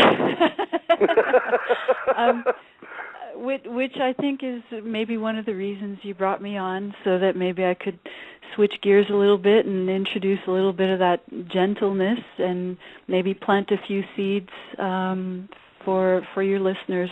I have a quote I'd like to read. It's by Johann Wolfgang von Goethe. I have come to the frightening conclusion that I am the decisive element. It is my personal approach that creates the climate. It is my daily mood that makes the weather. I possess tremendous power to make life miserable or joyous.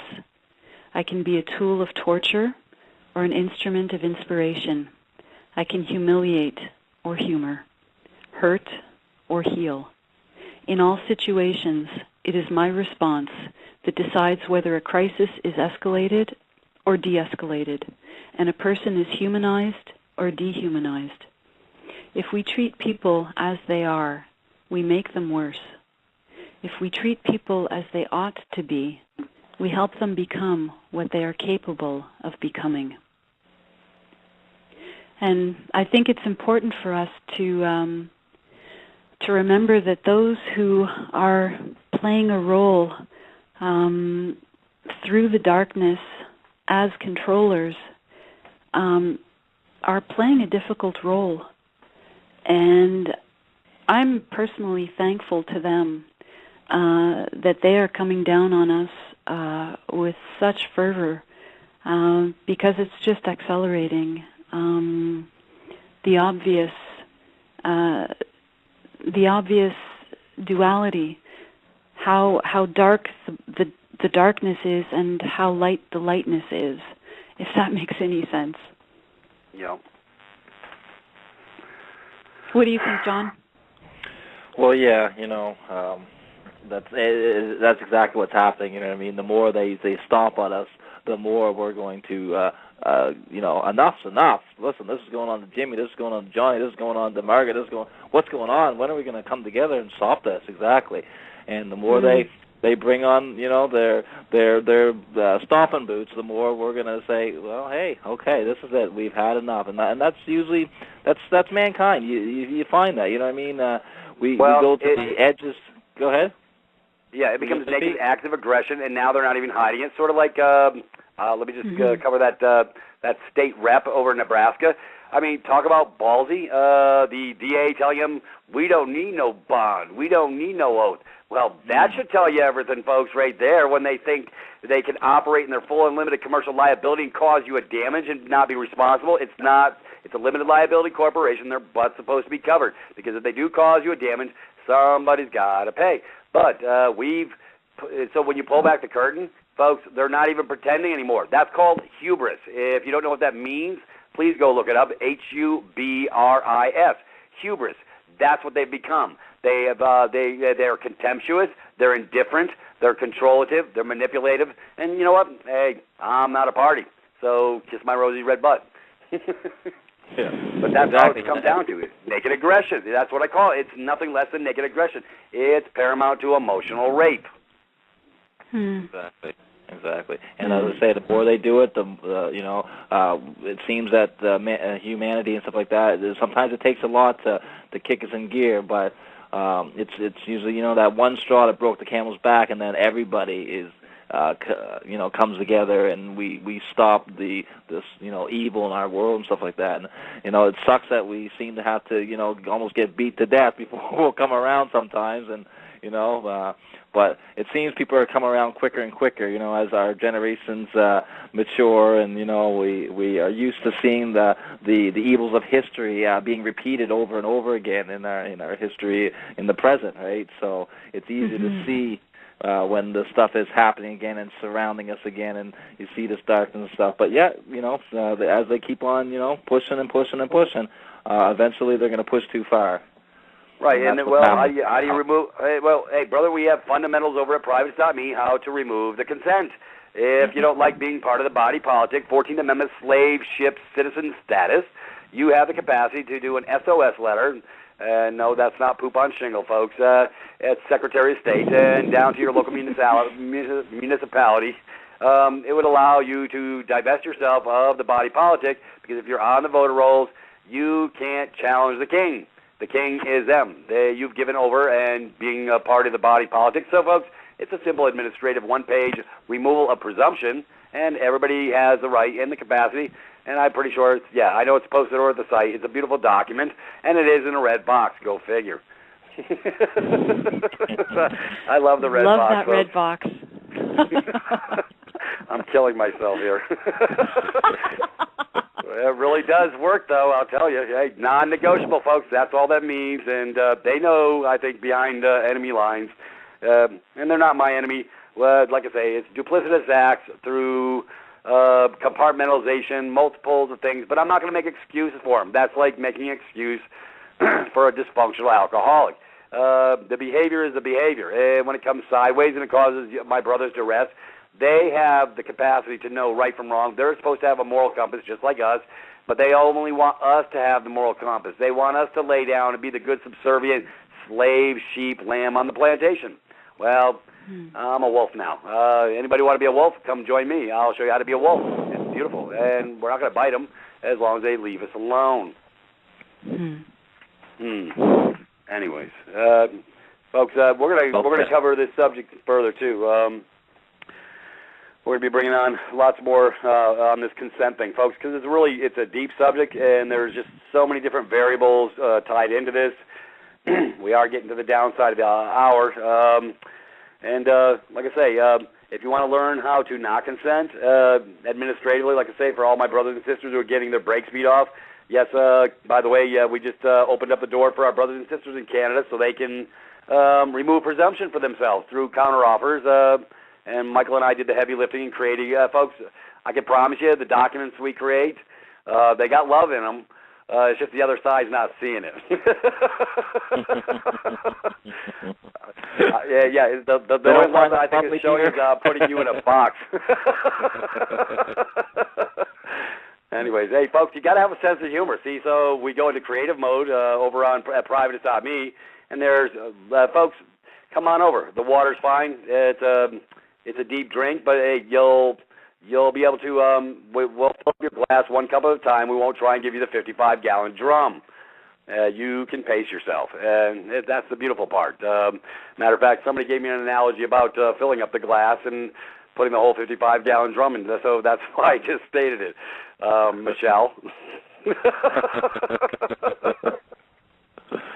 Hey, goodness. Peter, and before I forget there, my fiance Jessie just wanted to send you some love, and she wanted to let you know that she's, preparing her love for the nefarious ones as we speak too. And oh, very good, non-negotiable love. I love it. It's beautiful. Yeah. Anyways, Michelle, would you like to take us home? We're 5 minutes to the downside. Your thoughts on consent, slavery by consent? Have you ever? I know you haven't seen the movie, so perhaps maybe when you find the time, Yeah, folks, it's it's something you want to watch. It will be posted at the site tomorrow because it's something that will pull back the curtain, folks. Because, like I say, we don't really give it a second thought. That's the whole point. They don't want us giving anything a second thought. They want us to go into decommissioned mode, and that's a Navy vernacular. When a ship gets decommissioned, it no longer is functional. They want you decommissioned, not functional. It's really that simple. So, anyways, we're gonna recommend a good video too, Pete. Seeing as our brother Dean Clifford there is having some hard goes, and a really good video of his who really simplifies it. It is called Dean Clifford, Keeping It Simple. It's a 4-hour video, and it really gets into how we gave away our consent and how we stay in the beneficiary status, and how all the little tricks of court and all that kind of stuff too. And it's a really good read for those who really want to get an in-depth, detailed lecture on how we got here, how we operate in court, and how they operate in court, and it really shines some light on a lot of things simply and to the point. So if people are interested, Dean Clifford, Keeping It Simple.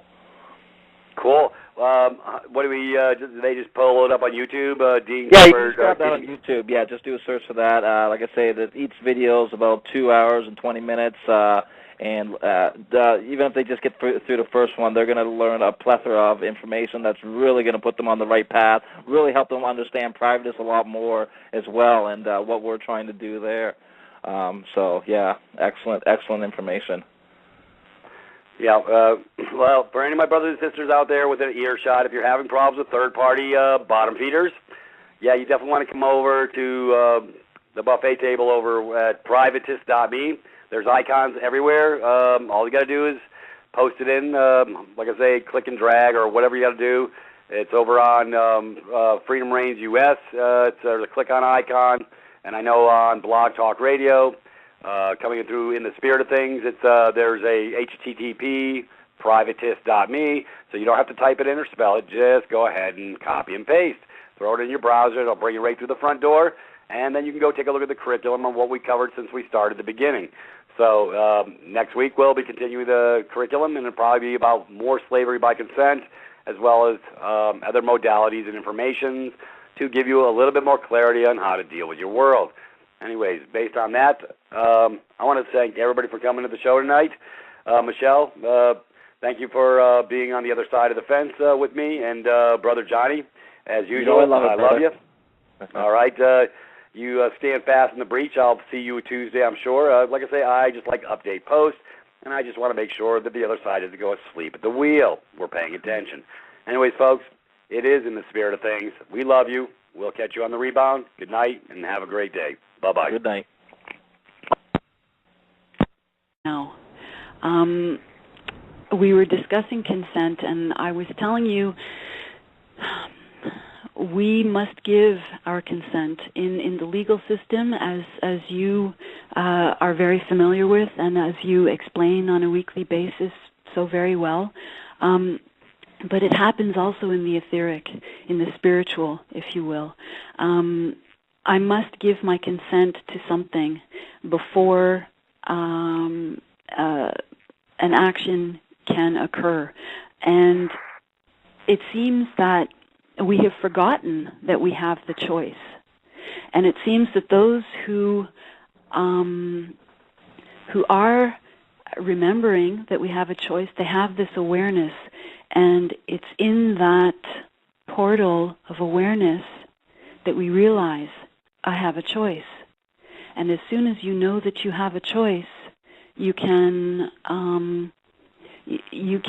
be on the side of darkness, so that which you create. So if you are most comfortable with fear and limitation, lack, and darkness and suffering, you will have more of that, because that is where you are comfortable. Right. If you choose that you want to consider another possibility for yourself, if you wish to consider love and abundance and joy and forgiveness and kindness. I want to just sort of, I'm opening another bracket. I know I've got like open brackets all over the place at this point. Someone's going to have to follow me up with a broom at this point, I think. But in those moments, I'll give an example. When you're watching a movie, and, generally it's towards the end, and, the music swells, and there's an act of selflessness, kindness, of such love that hits you square in the chest, and it just cracks open your armor, and you just start crying. That happens to me. For me, that's a portal. I cry because I recognize the possibility. I cry because, for me, it's a remembrance of how things can be. For me, it's wanting to go home and missing home so very much. And being in a confused state, not knowing why we have allowed things to get this far on one level. There are other instances of this when just when you're in an open state, when you're doing something that sort of, you get lost in time. And isn't that significant? Because time, it feels like it's one of those constraints that's imposed on us. They want us always somehow in the future. So we're on that treadmill, and always have to be in next week, next meeting, next place I have to be. But when you do something that you enjoy, and generally these are acts. Folks, I did 10 years in the military. They like to make a lot of decisions for us. And pretty much you had to go with the flow. So otherwise, you'd be doing a little break time. But I still always push the envelope. I still always ask questions. I didn't die and go to sleep in my mind. I just knew, okay, that's the capacity how this thing operates. They've been doing this for hundreds of years, and I says, okay. However, it's still, like I say, didn't shut down my thought process. It's like being in a compromising situation morally to yourself. You have, even in the military, you have the right to make the right decision for yourself. I'm not going to consent to doing something that conflicts with my soul, my heart, my mind. So, you know what, I will basically stand fast in the breach for that, not so much a belief system, but knowing what your conscience is your guide, folks. It tells you what's right and wrong. I mean, we have this internal barometer, this internal conscience. And so, folks, when somebody comes to me in a uniform and tells me I have to do something, it's no different than I look at them the same perspective as my neighbor telling me I got to clean my windows of my house. I'll tell my neighbor to go pack sand. Have a great day. You have no capacity to put your will on mine just because you don't like that my windows aren't clean. Anyways, if he don't like them, that they're not clean, he can do it. Yeah, he can go get a spray bottle and do it himself, as far as I'm concerned. But that's the point. Anyways, with that being said, well, Johnny, like I say, I want to, like I say, keep the light on what we're talking about with what's going on with your issues of the day, and we're going to keep this in a higher resolution of focus until you come out the other side, because I don't want nobody going to sleep on the other side of the fence, i.e. my bad actor brothers and sisters who keep doing nefarious acts under the guise of that they're doing something to help me. Well, folks, they're not helping you when they do bad acts. That's called control mechanism. So how did we get here? How do we get down to all these control mechanisms? And how do we give over consent? And matter of fact, that's what I brought together a different slant, because I don't like to rant. I do rant sometimes, I know. But I brought Sister Michelle into the fray because she gives me a different perspective. She gives me clarity of thought to assess the information from a different perspective. But it still comes to the same perspective in the end because it's still applicable. Anyways, with that being said, I have a movie called Slavery by Consent. I thought Brother Michael posted it over in the curriculum page. It's not there yet. So, folks, I'm going to get that. I'll get that posted within the next 24 hours. So those that go to privateist.me, it's a really, really, really good movie. It's a real good idea to watch it. It's about 2 hours, but it will give you total clarity on how this nefarious acts of, over time, through propaganda, control mechanisms, other things that they've created, have made us go into a consent mode. Whether we think we're consenting or not, it's by our actions and deeds, or lack thereof, that cause us this consent. So they think that you really don't want to make decisions for yourself, so they'll be glad to make them for you. So we're going to try and change this paradigm over the next few weeks as well. So I'm taking this on a different level to give everybody a little bit more clarity in their minds. And that's where it starts, folks. It starts all in our minds. Anyways, Michelle, are you there? Yes, I'm here. Can you hear me?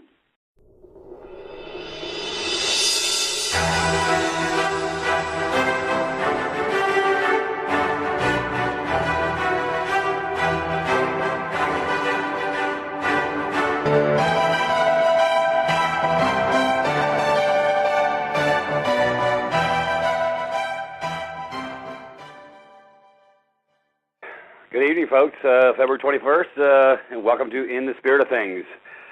And, folks, we're glad you're here. It's going to be a very fun ride. I always like to have fun rides. Anyways, I'm happy everybody showed up. Everything is in flux. Everything's changing. Everything's moving forward. Folks, I'm really excited. A lot of changes on the horizon. It seems like we're moving forward on multiple different levels. Seems like everybody's sort of starting to get the memo on a different level. With that being said, I have a couple special hosts and guests. Brother Johnny is going to share with us a little love tonight. We're going to cover a little bit about slavery by consent. That's really a pretty deep subject, folks, because we give it up all the time because out of our beautiful programming in the system, the school system, so-called respect your authority figures stuff, people in uniforms, and I was in uniform for a little while, folks, so I know a little bit about uniforms. But we're going to move this train forward a little bit different tonight. I'm glad everybody's here. Matter of fact, I'm looking for something, the curriculum. Anyways, Brother Johnny, how's everything going on your front? Hey, I'd like you to integrate a little heads up for us tonight. Well, we're getting ready for our next hearing. We've got a next hearing on Wednesday, so we've been getting prepared for that, and we're learning. Let's just say that we're learning a lot of new information, and it is definitely slavery by consent. And we're basically going to show them how we did not consent, and we're going to bring in case law and the Supreme Court law at this time, and we'll just see how we fare with that information, and we're going to see how much we can't get them to bury themselves this time, and make it as public as possible.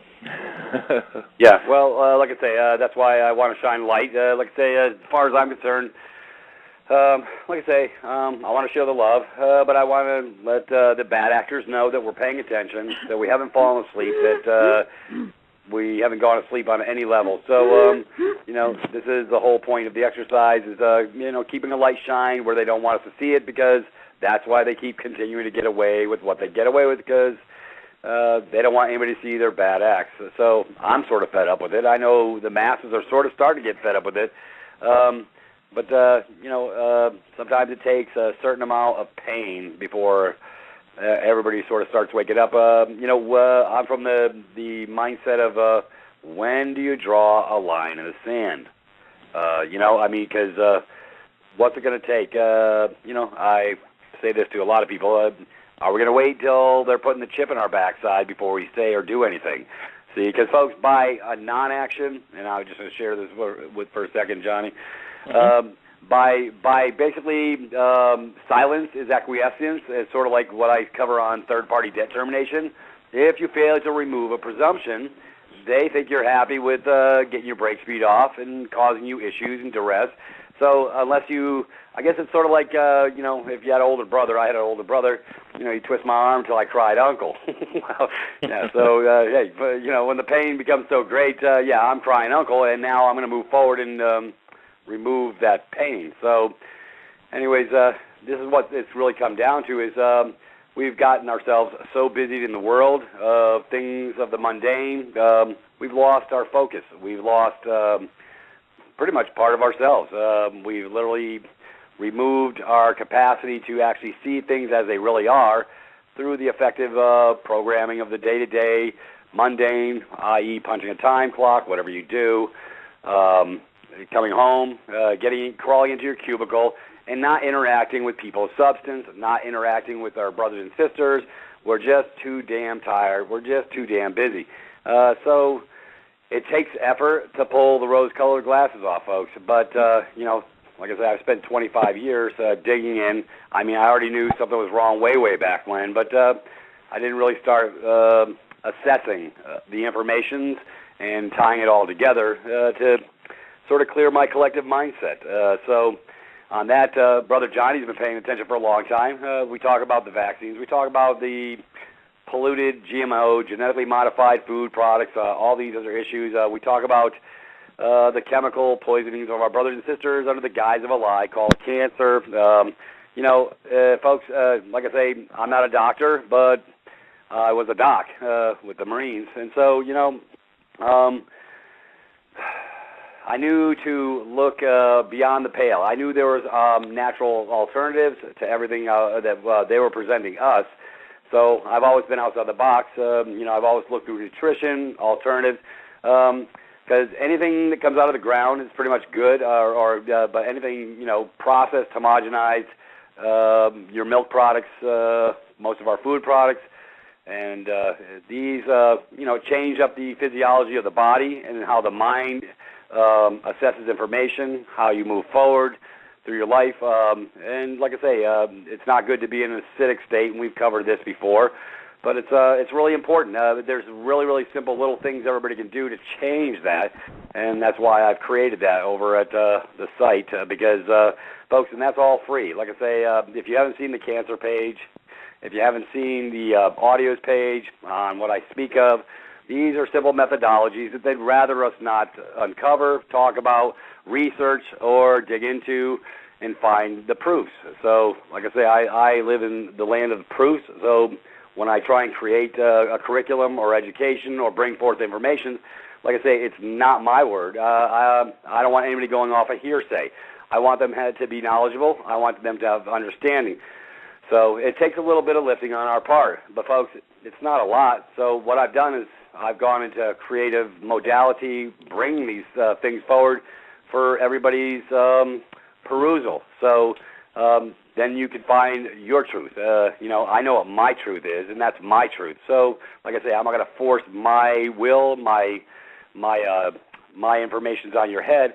I'm just going to leave it open to your interpretation to basically peel the curtain back and see if it fits. And if it fits, then apply it. If it doesn't fit, then ignore it, throw it out. So everybody has free will, acts and deeds. Everybody has the capacity to make decisions for themselves. The problem is they really don't want us to think outside the box, and they don't really want us to make decisions for ourselves because they'd be glad to make them for us. But I can hear you now. Hi, Peter. Hi, John. Hey, how you doing, Michelle? Great to have you on the show. Good. How are you guys? Very good. So, Michelle, like I say, on this consent thing, like I say, I'd like to get some feedback that we were speaking of earlier as well, where we shared a little bit about information on this consent issue and how it became the way it is. And I think you had produced something for me that was really viable, and I wanted to hear it. So I was wondering if you could maybe digress on that just a little bit for me. Sure. Thanks. I'm really happy to be speaking with you tonight, and it's just my opinion what I'm offering. Every person has to find what's truth for themselves. Consent. We were discussing how this is a revolution. This is a war. and it's a spiritual war. And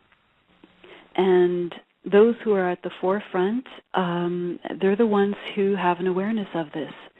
Most people don't know what's going on. This war is not going to be fought with guns. It will be won with consciousness. It's my knowing that, and I don't use the word belief, and I do not use the word faith. Those two words require that I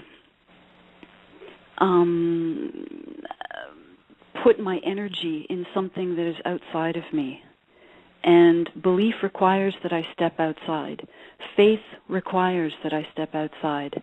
And I know that everything is within. For me, I must know something. All spiritual traditions emphasize the need to keep your attention in the present time. And it's my sense that so long as you're present, you're here, you're now, everything you need is present with you. And as soon as you project yourself back in time and you sort of put your energy into regret or just obsessing about things over and over, you've given your energy over into a loop, and you have lessened your energy. You are less pure in the sense of, how can I explain that? You're scattered. And conversely, if you're obsessed about the future, you're worried about things, you've got your agenda, you have things to do, you're always sort of projecting yourself into the future, that's worry. And that lessens also your energy. So again, you're scattered. You're in loops. What if? What if? And for me, I've found that so long as, and it's difficult, but everything is happening right here, right now. But you asked me the question about consent. Sorry, that was a big that was kind of a big departure, but it's all related. That's why I kind of get lost in these energetic flows, because it's just all so very much related. What I know is that this is a mental universe, and that I am creating my reality right here, right now.